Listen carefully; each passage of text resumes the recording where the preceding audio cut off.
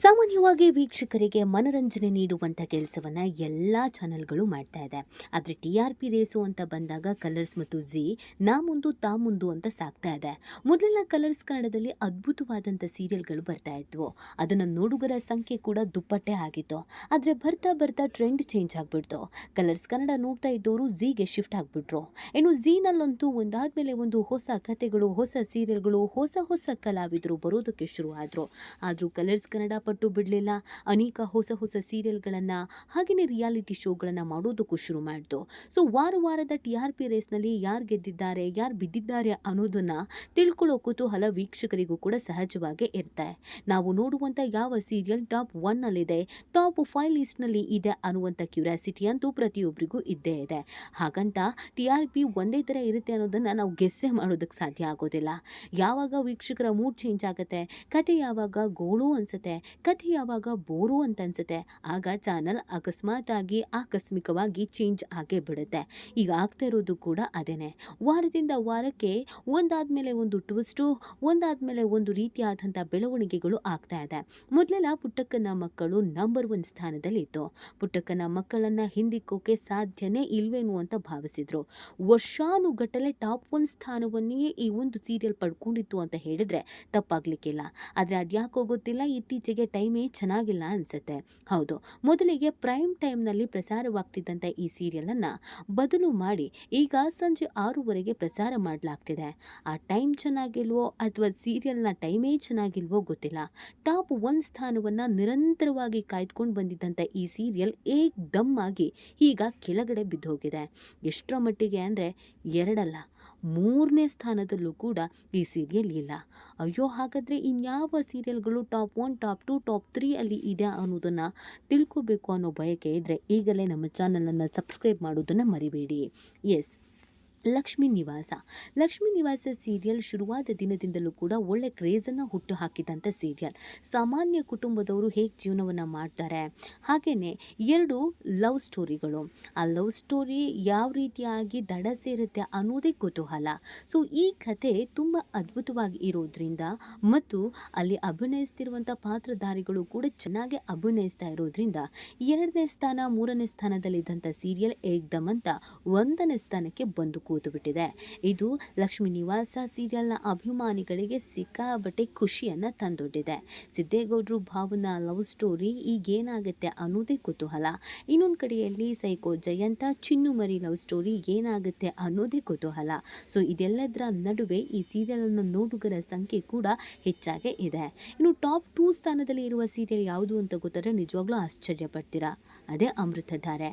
ಶುರುವಾದ ಸ್ಟಾರ್ಟಿಂಗ್ನಲ್ಲಿ 3ನೇ ಸ್ಥಾನವನ್ನು ಪಡ್ಕೊಂಡಿದ್ದ ಅಮೃತಧಾರೆ ಬರ್ತಾ ಬರ್ತಾ ಅದ್ಯಾಕೋ ಗೊತ್ತಿಲ್ಲ 5, 6ನೇ ಸ್ಥಾನವನ್ನು ಪಡ್ಕೊಂಡಿದ್ದು ಇದೆ. ಕತೆ ಎಲ್ಲೋ ಒಂದು ಕಡೆಯಲ್ಲಿ ಡಮ್ಮಿ ಆಗ್ತಿದೆಯೋ ಅಂತ ಅನಿಸಿದ್ದು ಕೂಡ ಇದೆ. ಆದರೆ ಒಂದೇ ಮನೆಗೆ ಅಕ್ಕ ತಂಗಿ ಸೊಸೆಯಂದಿರಾಗಿ ಹೋಗಿರೋದು, ಚೆನ್ನಾಗಿದ್ದ ಅಪ್ಪಿಯ ಪಾತ್ರ ನೆಗೆಟಿವ್ ರೋಲ್ ಆಗಿರೋದು, ಅಕ್ಕ ತಂಗಿಯ ಮಧ್ಯೆಗೆ ಜಗಳ ಬಿದ್ದಿರೋದು, ಇದೆಲ್ಲವೂ ನೋಡಿದಂಥ ವೀಕ್ಷಕರಿಗೆ ಈ ಸೀರಿಯಲ್ ತೀರಾ ಇಷ್ಟ ಆದಂಗೆ ಕಾಣಿಸ್ತಾ ಇದೆ. ಏಕ್ದಮ್ 5ನೇ ಸ್ಥಾನದಲ್ಲಿದ್ದಂಥ ಅಮೃತಧಾರೆ ಸೀರಿಯಲ್ ಟಾಪ್ 2ಗೆ ಬಂದು ಕುತ್ಕೊಳ್ಳುತ್ತೆ ಅಂತ ಅಂದರೆ ಅದರ TRP ಯಾವ ರೇಂಜ್ನಲ್ಲಿ ಚೇಂಜ್ ಆಗಿದೆ ಅನ್ನೋದನ್ನು ನಾವು ಯೋಚನೆ ಮಾಡಬೇಕಾಗತ್ತೆ.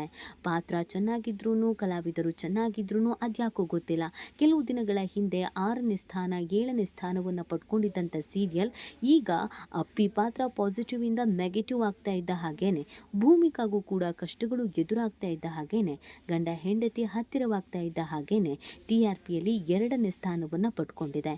ಇದು ಸಹಜವಾಗಿಯೇ ಆ ಕಲಾವಿದರಿಗೆ ಖುಷಿಯನ್ನು ತರಿಸಿದೆ. ಶುರುವಾದ ಮೊದಲ ದಿನದಿಂದಲೂ ಕೂಡ ಒಂದೊಳ್ಳೆ ಹೋಪ್ ಇತ್ತು. ಜೊತೆಯಲ್ಲಿ ಸೀರಿಯಲ್ ಥರಾನೇ ಅಮೃತಧಾರೆ ಸೀರಿಯಲ್ ಕೂಡ ಆಗಬಹುದು ಅನ್ನುವಂಥ ನಿರೀಕ್ಷೆನ ಇಟ್ಕೊಳ್ಳಲಾಗಿತ್ತು. ಆದರೆ ಈಗ ಟಾಪ್ 2 ಬಂದಿರೋದು ಸಹಜವಾಗಿ ಖುಷಿ ತರಿಸಿದೆ. ಇನ್ನು ಟಾಪ್ 3 ಸ್ಥಾನವನ್ನು ಶ್ರಾವಣಿ ಸುಬ್ರಹ್ಮಣ್ಯ ಸೀರಿಯಲ್ ಪಡ್ಕೊಂಡಿದೆ. ಹೇಳಬೇಕು ಅಂದರೆ ಟಾಪ್ 2 ಬರಬೇಕಾಗಿತ್ತು, ಜಸ್ಟ್ ಮಿಸ್ ಆಗಿ ಟಾಪ್ 3 ಸ್ಥಾನವನ್ನು ಶ್ರಾವಣಿ ಸುಬ್ರಹ್ಮಣ್ಯ ಪಡ್ಕೊಂಡಿದೆ. ಪುಟ್ಟಕ್ಕನ ಮಕ್ಕಳು ಅಟ್ಲೀಸ್ಟ್ ಟಾಪ್ 2 ಆರ್ ಟಾಪ್ 3 ಅಲ್ಲಿ ಇದ್ದೇ ಇರುತ್ತೆ ಅನ್ನುವಂಥ ನಿರೀಕ್ಷೆಯನ್ನು ಜನ ಇಟ್ಕೊಂಡಿದ್ರು. ಆದರೆ ಅದ್ಯಾಕೋ ಗೊತ್ತಿಲ್ಲ ಶ್ರಾವಣಿ ಸುಬ್ರಹ್ಮಣ್ಯ ಬಂದಮೇಲೆ ಟಾಪ್ 2 ಟಾಪ್ 3 ಸ್ಥಾನವನ್ನು ನಿರಂತರವಾಗಿ ಕಾಯ್ಕೊಂಡು ಬರ್ತಾ ಇದೆ. ಶ್ರಾವಣಿ ಸುಬ್ರಹ್ಮಣ್ಯ ಕೂಡ ತುಂಬ ಅದ್ಭುತವಾಗಿರುವಂಥ ಕಥೆ ಆಗಿದೆ.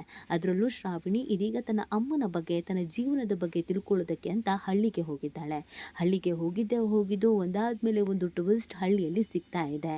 ಒಂದಾದ್ಮೇಲೆ ಒಂದು ಕಷ್ಟವನ್ನು ಶ್ರಾವಣಿ ಅನುಭವಿಸ್ತಾ ಇದ್ದಾಳೆ. ಈ ಕಾರಣಕ್ಕೂ ಏನೋ ಗೊತ್ತಿಲ್ಲ ಶ್ರಾವಣಿ ಸುಬ್ರಹ್ಮಣ್ಯ ನೋಡುಗರ ಸಂಖ್ಯೆ ಕೂಡ ಹೆಚ್ಚಾಗಿದೆ. ಸೊ ಕತೆ ಚೆನ್ನಾಗಿದೆ, ಪಾತ್ರಧಾರಿಗಳು ಚೆನ್ನಾಗಿದ್ದಾರೆ, ನೋಡುವ ಟೈಮಿಂಗ್ಸ್ ಕೂಡ ಸೂಪರ್ ಆಗಿದೆ. ಹೀಗಿರಬೇಕಾದ್ರೆ ನೋಡುಗರು ನೋಡದೆ ಬಿಡ್ತಾರಾ?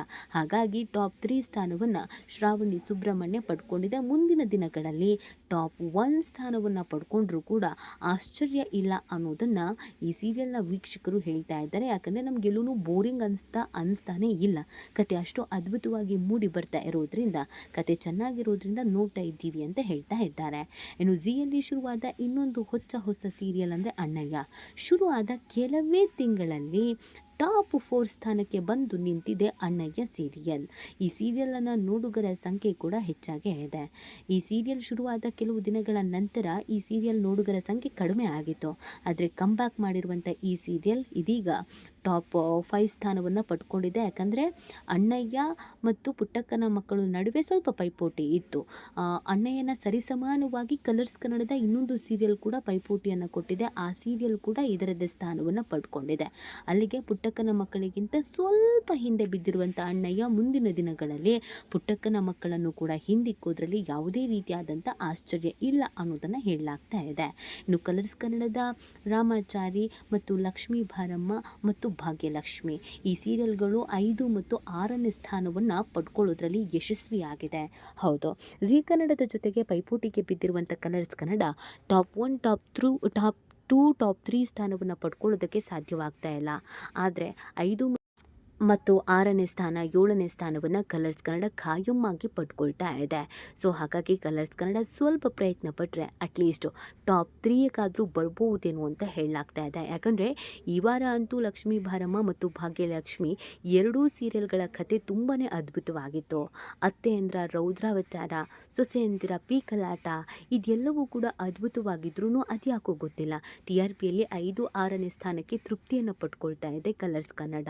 ಇನ್ನು ರಾಮಾಚಾರಿ ಕೂಡ ಅನೇಕ ಟ್ವಿಸ್ಟ್ ಆ್ಯಂಡ್ ಟರ್ನನ್ನು ಪಡ್ಕೊಳ್ತಾ ಇದೆ.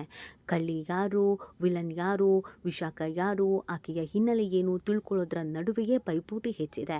ಹೀಗೆ ಒಳ್ಳೆ ಕಥೆಗಳು ಆಗಿದ್ರೂ ಕೂಡ ಅದ್ಯಾಕೇನೋ ಗೊತ್ತಿಲ್ಲ ಪ್ರೇಕ್ಷಕರು ಕಲರ್ಸ್ ಕನ್ನಡದ ಸೀರಿಯಲ್ಗಳನ್ನು ಕೊಂಚ ಮಟ್ಟಿಗೆ ಇಷ್ಟಪಡೋದನ್ನು ಕಮ್ಮಿ ಮಾಡಿದಂತೆ ಕಾಣಿಸ್ತಾ ಇದೆ. ಅಂದರೆ ಝೀಗೆ ಹೋಲಿಸಿದ್ರೆ ಎಲ್ಲೋ ಒಂದು ಕಡೆಯಲ್ಲಿ ಕಲರ್ಸ್ ಕನ್ನಡದ ಸೀರಿಯಲ್ಗಳು ಇನ್ನೂ ಒಂದು ಸ್ವಲ್ಪ ಗಟ್ಟಿಯಾಗಬೇಕೇನೋ, ಕಥೆಗಳು ಇನ್ನೂ ಪ್ರೇಕ್ಷಕರಿಗೆ ಹತ್ತಿರವಾಗಬೇಕೇನೋ ಅನ್ನುವಷ್ಟರ ಮಟ್ಟಿಗೆ ಬದಲಾವಣೆಗಳು ಆಗಿದೆ.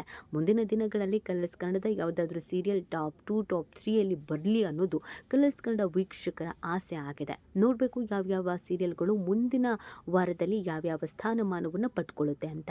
ಈ ಬಗ್ಗೆ ನಿಮ್ಗೇನು ಅನಿಸುತ್ತೆ? ನಿಮ್ಮ ಇಷ್ಟದ ಸೀರಿಯಲ್ ಯಾವುದು ಅನ್ನೋದನ್ನು ಕಮೆಂಟ್ ಮಾಡಿ ನಿಮ್ಮ ಅನಿಸಿಕೆಯನ್ನು ತಿಳಿಸೋದನ್ನು ಮರಿಬೇಡಿ.